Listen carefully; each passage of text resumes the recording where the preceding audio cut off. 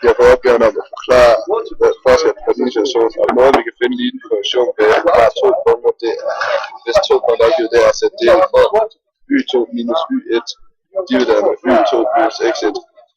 Og måden vi kan, og vi har de 2 punkter, vi kan oplyse, det er 2,4 og 3,8. Ved at skrive dem om, så får vi f, i stedet for x plus, så har vi f2 lige 4, som er f og x1 lige y1, og det er så 2, som er x1, og y, som er, eller 4, som er y1.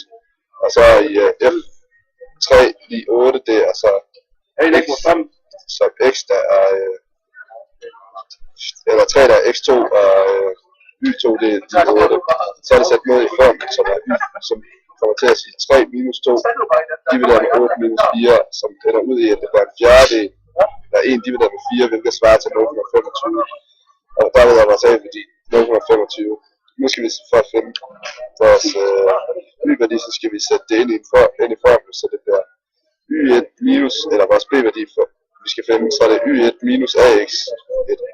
Og for at gøre det, så skal vi sige 4, som er vores y1-værdi, minus 0,25, som er vores a-værdi, gange med 8, som er vores x1-værdi, og så bliver det lige 2. Og så vores b-værdi, det er lige 2. Og så får vi som vores funktionsforskrift, det bliver y lige 0,25x plus 2.